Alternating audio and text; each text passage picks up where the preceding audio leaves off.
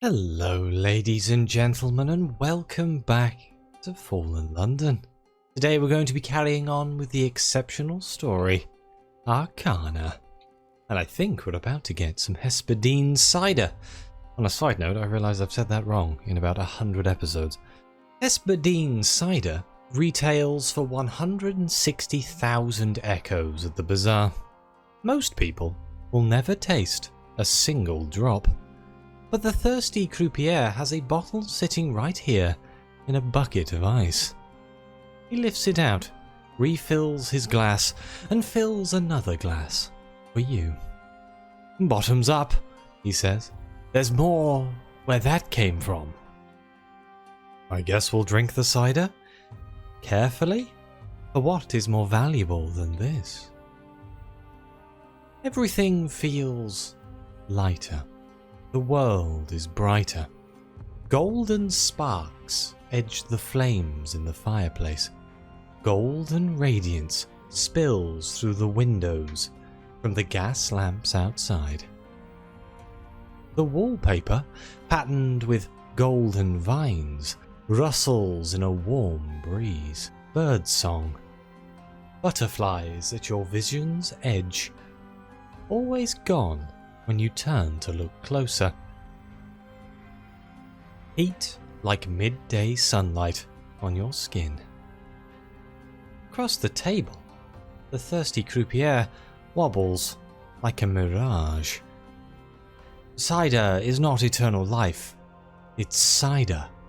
Scrumptious, isn't it? But it keeps death at bay, and it opens the gates of the garden.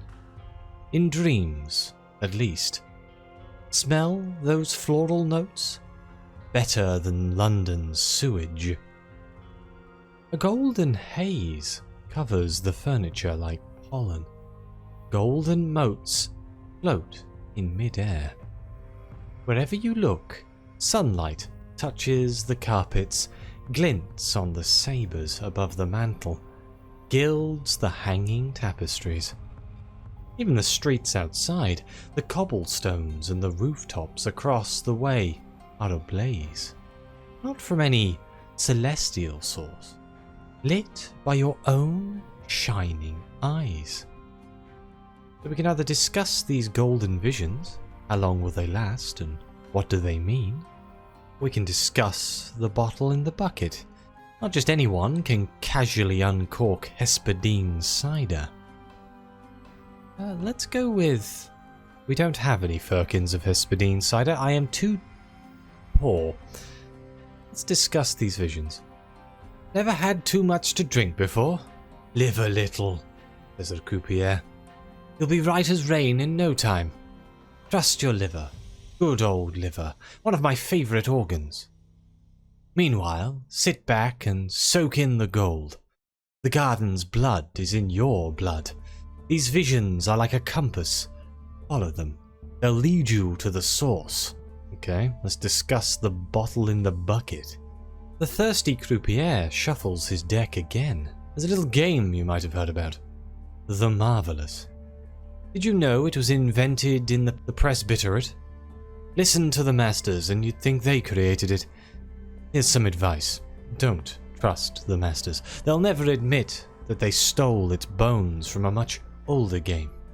7 players, bluff and chance. The College of Morality didn't call it the Marvellous or host tournaments, but the stakes were high, and so were the tips. He lays down another spread. The bat, the 10 of coins, the magician. I told you I'm good with numbers.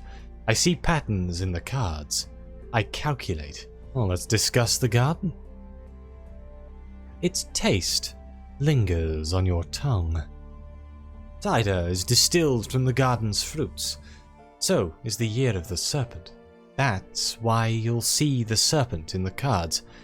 2 drinks, 1 source. The cards are simply a tool to focus the visions, like a magnifying glass to focus sunlight into a point. Once more, the croupier shuffles, but now the cards are golden. Coins glitter, cups gleam. Staves bend like saplings, and swords swish. Queens and kings stir on their thrones. Knights on horseback thunder through the deck. You will travel to the Khan's heart. Not this year, not even next, but when the Khanate is closed to visitors, you'll still find a way inside.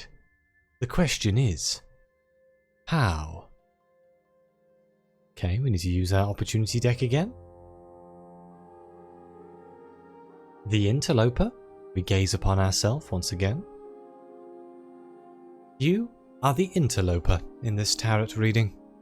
Some years from now, never mind how many, you will infiltrate the Khanate to investigate the Year of the Serpent. Who knows, perhaps you'll even sample a bottle.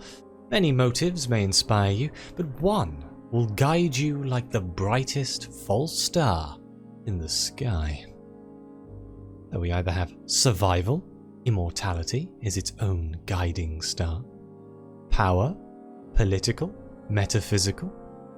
You'll have such wondrous levers to pull. Research. Someone needs to figure out what's in this so-called Airag. Gastronomy, a new flavour, is always worthwhile to pursue. Sabotage. The Khanate's brewing operations could stand a little disruption. Adrenaline. Daring do and danger, the thrilling risk to life and limb. Or defiance. One evening, over drinks, the jovial contrarian insisted, "You'll never do it." Let's go with defiance. The Museum of Prelapsarian History can post as many do not touch signs as they want, says the Thirsty Croupier. The exhibits will always have fingerprints. He adds the interloper to the spread. Whatever drives you, we're all driven. Motivation itself is inescapable. That's just mathematics. Cause and effect, action, reaction. Call it whatever you will, but we can't wiggle out. Not completely. Every tomorrow follows today. Today is what permits every tomorrow to exist. Even the most liberated tomorrow, if you catch my meaning. It's all right here in the cards. He shrugs. Unless I'm wrong, of course. Next, the 8 of Cups. Foreign captains won't be permitted to dock, says the Thirsty Croupier. Trade disputes? War? Can't tell. The loyalty service will patrol the Copper Quarter and blockade the Bridge of Sighs. The 8 of Cups suggests a covert journey across water. You'll leave London's comfort. You'll enter the Khanate. By which route? So we can either smuggle ourselves in. On this occasion, you'll be the smuggled goods. We can capture. There's one surefire way to enter Khan's heart. As a prisoner. Or glass. Step through one mirror, step out of another. Let's go with smuggling. I feel that fits my character a lot better. Despite the blockade, the peaceable and godly trading company is still in business. The punctilious overseer pries open a crate. 8 precious bottles packed in straw. Under the straw, loose boards. Under the boards, Murgatroyd's fungal crackers. The unexpurged London Gazette, dated 2 weeks ago. 8 more bottles, empty. Foxfire candle stubs, and enough space for a stowaway. He raises the alarm, but you're already gone. How did I get suspicion for not even doing this? Unless I am doing this, and this is all some elaborate game. The Knight of Swords. The knight in the picture is slaying a many-headed dragon. An odd piece of artwork for the parlour of virtue to hang in the velvet boudoir, but the Carganian ambassador studies the brushstrokes with admiration. He always reserves this room for off-the-books liaisons. Tonight, He's here for business, not pleasure. It wasn't easy to buttonhole him, but you pulled the right strings and said the right things. What did you discuss? We appear to have some interesting options here. We can talk about the great game. His skill is significant, but he doesn't always play for the Carnet. We can talk about Nida, capital of the Presbyterate, seat of the College of Morality. We can talk about Herbert Hoy's most miraculous illumination device. That's one of the exceptional stories. The ambassador attended the prototype's demonstration. So did you. Or we can talk about the fourth city fate at the Grey Fields Winery. His relationship with the widow is still strained after that ordeal with the pig. This is yet again another exceptional story. My Kingdom for a Pig. It is in the playlist. I believe this one is also in the playlist. Yesterday's king. I don't think I know. Once a monarch who ruled the fourth city, now a vagabond in the Forgotten Quarter. You need a survivor of the affair of the box. Yeah, I don't have this. Gain this in the Flit or Mahogany Hall. Continue the story in spite. I guess. Let's go with the pig. My Kingdom for a Pig. It was a fantastic story. The year of the boar never mattered. The widow's loyalty did. Now that the year of the serpent is in play, the Carganian ambassador can finally settle the score. He swirls cognac, lounging beneath St. George and the Parlous Knot. He listens with a growing grin to the scheme you propose. It might work for the Carnet. The Carnet might value the gracious widow's brewing expertise, but the widow has only earned the ambassador's contempt. Leave it to me, he says. I'll get you in. Thirsty Croupier slides him across the table, placing the Knight of Swords into the spread. You're back in the townhouse. Did you ever leave? But you were just in the velvet boudoir. You will be, corrects the croupier. The cider has a kick, eh? Okay, let's talk to him. He drinks Hesperdine cider as he interprets the tarot. Interpret the full spread. Distill a message. Refine the meaning. Reflected lights glimmer in the thirsty croupier's glass. Reflected lights glimmer in the moon canal. Glass bulbs, thousands, strung above the water. Their electric constellations flickering from the Nephrite Quarter to the Imperial Colleges. You're there, says the thirsty croupier. The year of the serpent is ready to drink, and the Carnet is ready to imbibe. The Queen of Cups has struck a deal, but the Knight of Swords is a thorn in her side. He knows these canals. He leads you to the source, where the serpent is cultivated. Play cards in your opportunity deck to acquire qualities that will unlock branches on other cards. If you don't have the right qualities to play certain cards yet, you can discard and redraw the cards as often as you need. Okay. This is going to get weird, isn't it? An ace of coins, 2 of staves, or 7 of swords. Let's start with ace of coins. Money changes hands. Now that the year of the serpent is mature, financial opportunities arise. The gracious widow herself doesn't need to leave London. She sits at the fifth city's criminal heart, like a spider in a web. The Leopard Khan might keep her at arm's length, but his agents still reach out to hers under the table. We have a couple of options here. I think they all give me the same thing, they just use a different quality. So we can either search the files in London's embassy. Her Majesty's officials have been dismissed, but some records remain. We can consult the staircase to nowhere. Carganian urchin gangs collect the most intriguing scraps of information. We can investigate the Peaceable and Godly Trading Company. Most of the gracious widow's goods are smuggled through the Copper Quarter. Or we can apply pressure to the Rat Khan, another name for the Wolf Khan, whose court is notoriously verminous. Let's just start with the embassy. London's embassy is dilapidated. The halls are dark.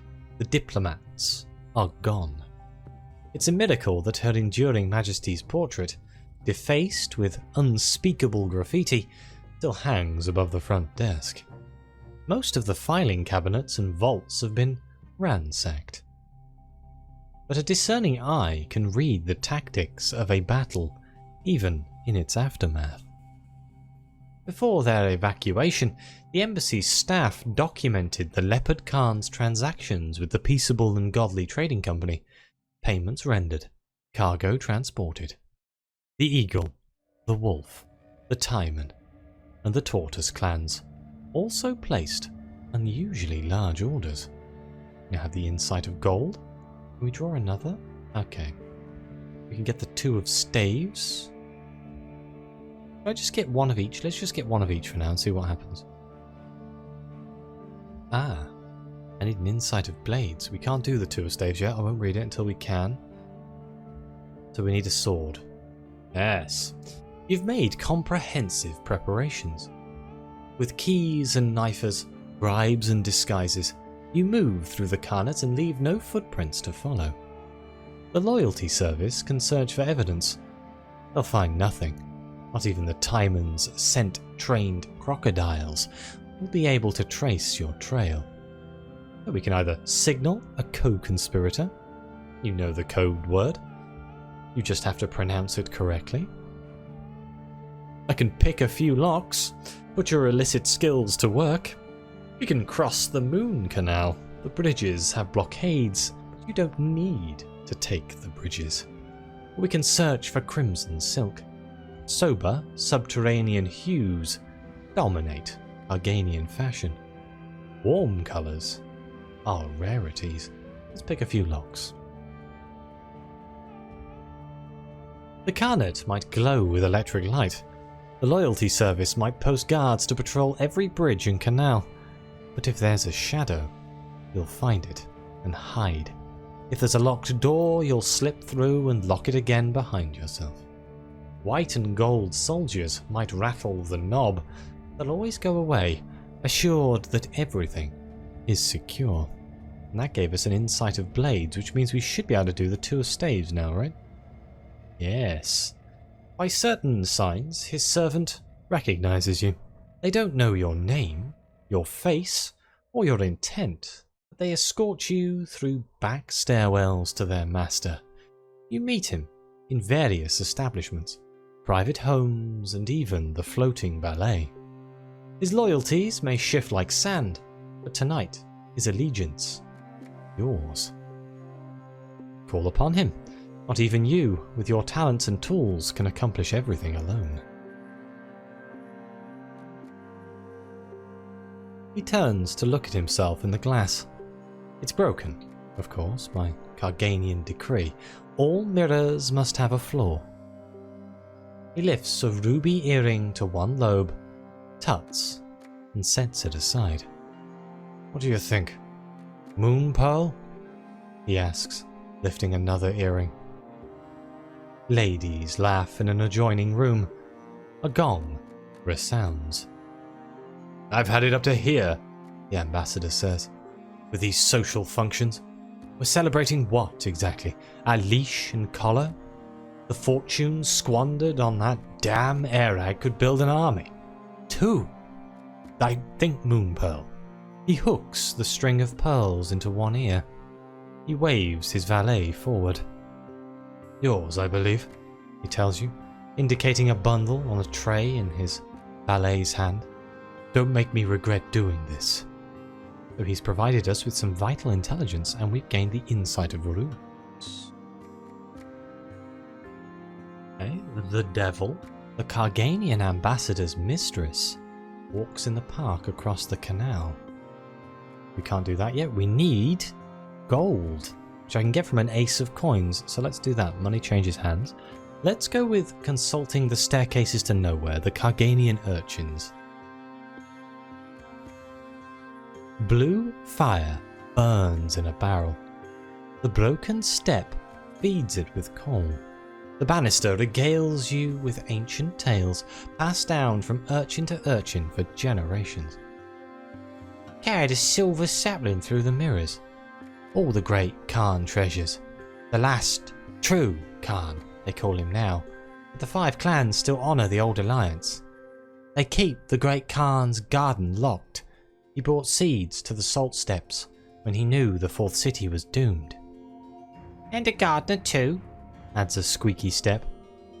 And a gardener too, confirms the banister. Still the same one to this day. We get an insight of gold. Which means we can now talk to the devil. The Carganian ambassador's mistress walks the park across the canal. She comes every night to feed the antelope, accompanied by her grim lady-in-waiting. Tonight they pause beneath a towering verdant mushroom. Its cap is large enough to form a canopy. It would keep growing if it weren't shaped and stunted by iron bands. Let's rendezvous by the mushroom. You've made prior arrangements. Don't be late. Beautiful, isn't it? Asks the deviless, gazing at the mushroom while an antelope nibbles from her palm. So much potential. Caged. Constrained. A lady-in-waiting stands to the side. She watches passers-by. She holds her hand behind her back. She also holds 2 knives. Gardening is hell's forte, the deviless continues. Without our techniques, the 4th city couldn't have built their galleries. They imprisoned serpents, you know, from beyond the glass, locked them in statues, enchained them with art. That's the only way to catch a snake. He leans closer to whisper, but they caught more than snakes. Pay attention. Here's how. Ooh, interesting. Insight of roses. The 3 of Cups? Oh, I need roots and blades. I can get blades from the keys again. So if let's signal a co-conspirator. You sit at a little bar in the Nephrite Quarter. You order Airag, Carganian, 1899. The off-duty clerk sitting next to you orders the same and proposes a toast. You drink together. It's the best Airag you've ever tasted. Sour enough to jolt your palate. Fiery enough to flood your body with warmth. But with a gentle, soothing, creamy aftertaste. And it's so affordable. The clerk tosses a few coins onto the bar. He also drops a key when he rises to leave. You retrieve it when you rise to leave yourself. Sight of blades, fantastic. But how do I get the root? I had the root. How do I get it again? I guess I could discard this again? It's just going to keep giving me the same one, huh? Oh no, the 2 of staves. I needed money for this, right? Yes. Hang on, let's go to the Age of Coins, and let's investigate the peaceable and godly trading company. Most of the Gracious Widow's goods are smuggled through the Copper Quarter. You slip past guards. You evade dogs.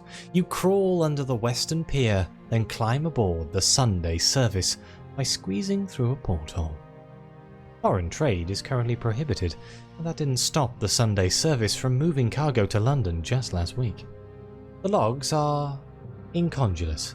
Too incongruous. This ship delivered over 50 crates from the Palace of Jade itself. Those crates contain nothing more, apparently, than salted fish. 50!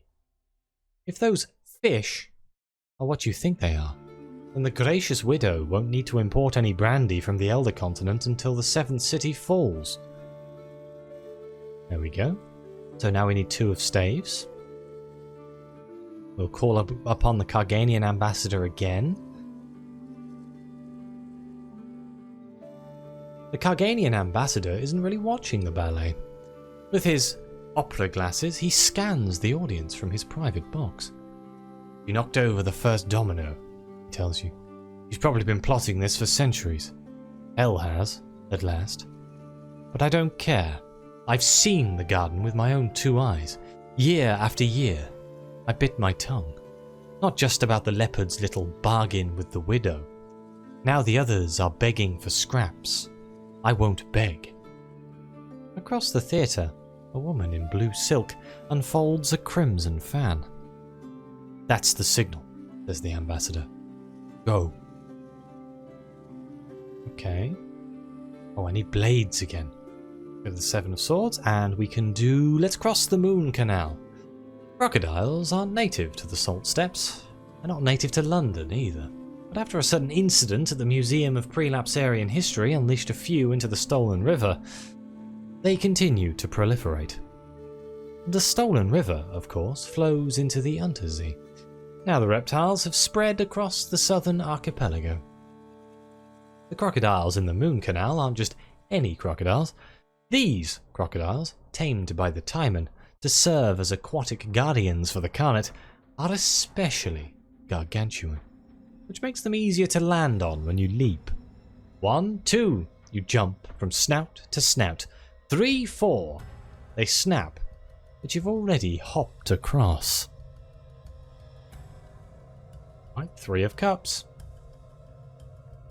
Khan's glory is glorious tonight.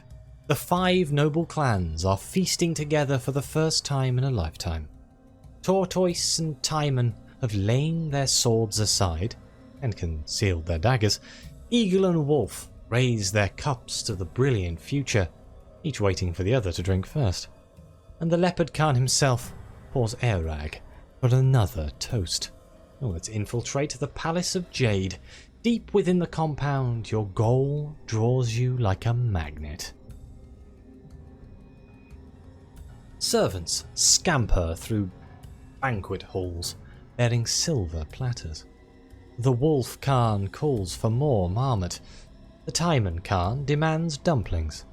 10 goats deboned and stuffed to bursting with vegetables and red-hot coals. Roast until the fat leaks from their tender flanks, and the carving knives flash. The tables packed with the great lords and ladies will feast until morning, providing you with enough time to slip, unnoticed, into the yellow chamber, then the green, then the purple, then white. You seek out shadows, you climb through windows, you drop into a courtyard, and make for the gate. We have an insight of blood. I actually don't know what I'm looking for here. The 7 of Cups? Aha, we need to get an insight of roots again. But I think before I continue this, I'm going to end the episode here. So thank you all very much for watching. Please like, subscribe, let me know what you think. Your comments are greatly appreciated. Thank you again to the members of the channel and the coffee supporters. It really does mean the world to me and help me keep making these videos. And as always, I'll see you next time.